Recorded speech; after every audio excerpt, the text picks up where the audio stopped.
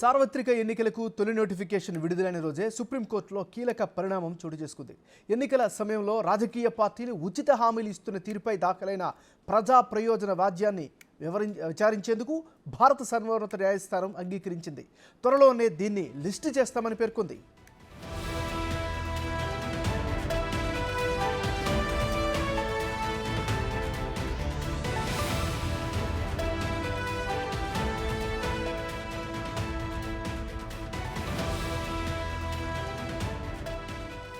ఉచిత హామీలు ప్రకటించే పార్టీల గుర్తులు రిజిస్ట్రేషన్ను రద్దు చేసేందుకు ఎన్నికల సంఘం తన అధికారాలను ఉపయోగించేలా ఆదేశించాలని పిటిషనర్ సుప్రీంకోర్టుకి విజ్ఞప్తి చేశారు.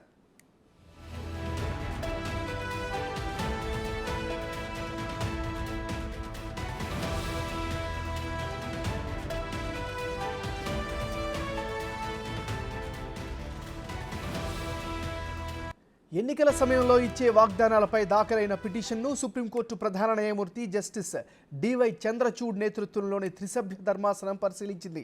లోక్సభ ఎన్నికల కంటే ముందే దీనిపై విచారణ జరపాలని పిటిషనర్ తరపున హాజరైన సుప్రీంకోర్టు సీనియర్ న్యాయవాది విజయ్ హన్సారియా చేసిన విజ్ఞప్తిని న్యాయస్థానం పరిగణలోకి తీసుకుంది. దీనిని రేపు బోర్డు ముందు ఉంచుతామని త్రిసభ్య ధర్మాసనం పేర్కొంది.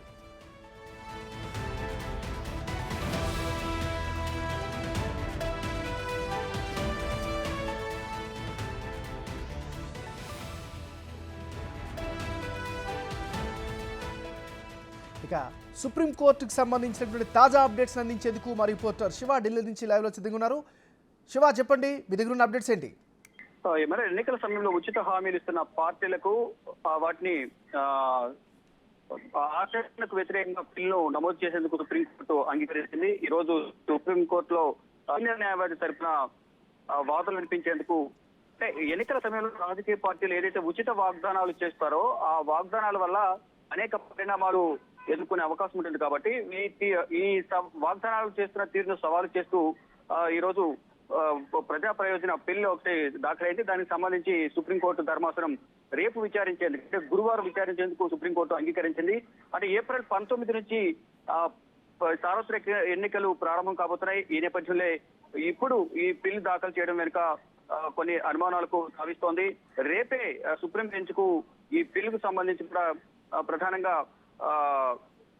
విచారణ కొనసాగే అవకాశం కనిపిస్తోంది. ఈ ఎన్నికల సందర్భంగా ఏదైతే బిల్లు దాఖలు చేసిన సుప్రీంకోర్టు న్యాయవాది ఉపాధ్యాయ రేపు వాదన వినిపించబోతున్నారు. అంటే ఒక సీనియర్ న్యాయవాది దీన్ని వ్యతిరేకిస్తూ సుప్రీంకోర్టును ఆశ్రయించారు. సుప్రీంకోర్టును ఆశ్రయించిన నేపథ్యంలో ఈ విచారణకు చేపట్టేందుకు సుప్రీం ధర్మాసనం chief justice of India DY Chandrachud, justice బేలాయం త్రివేదిలో, అలాగే జేపీ పార్టీవాలా, జస్టిస్ మనోజ్ మిశ్రాల ధర్మాసనం, త్రిసభ్య ధర్మాసనం ఈ పిటిషన్ విచారించనుంది. లోక్సభ ఎన్నికలకు ముందు ఈ పిటిషన్ విచారించాల్సిన అవసరం ఉందని ఆ పిటిషన్ అశ్విని ఉపాధ్యాయ తరఫున వాదనలు వినిపించిన సీనియర్ న్యాయవాది విజయ్ హన్సారి అన్నారు. ఇక రాజ్యాంగాన్ని ఉల్లంఘించి ఓటర్ల నుండి అనవసరమైన రాజకీయ అనుకూలతను పొందేందుకు ప్రజాకర్షక చర్యలపై పూర్తిగా నిషేధం ఉండగా కూడా ఈసీ తగిన చర్యలు తీసుకోవాలని పిటిషన్ లో కూడా ప్రస్తావించారు. మరోవైపు ఇటు దేశవ్యాప్తంగా ఏదైతే ఎన్నికలు జరగబోతున్నాయి, లోక్సభ ఎన్నికలు దృష్టిలో ఉంచుకుని ఉచితాలను ప్రజలు ఇవ్వడం ద్వారా ఓటర్లను ఆకర్షించుకునేందుకు రాజకీయ పార్టీ భాగంగానే ఈ రాజకీయ పార్టీలు ఉచిత హామీ వస్తున్నాయి. ఇక ప్రస్తుతం దేశవ్యాప్తంగా కూడా 8 జాతీయ రాజకీయ పార్టీలు, మరోవైపు 56 రాష్ట్ర స్థాయి గుర్తింపు పొందిన పార్టీలున్నాయి. వాటితో పాటు దేశంలో దాదాపు ఇప్పటి వరకు ఉన్న రాజకీయ పార్టీలు 2800 రాజకీయ పార్టీలు ఉన్నాయి. ఇక 18వ లోక్సభకు వచ్చే సాధారణ ఎన్నికలను ఏప్రిల్ 19న ప్రారంభమే జూన్ 1న ముగుస్తున్నాయి. ఇక ఓట్ల లెక్కింపు 4వ తేదీన జరగబోతున్న నేపథ్యంలో ఇక ఇప్పుడు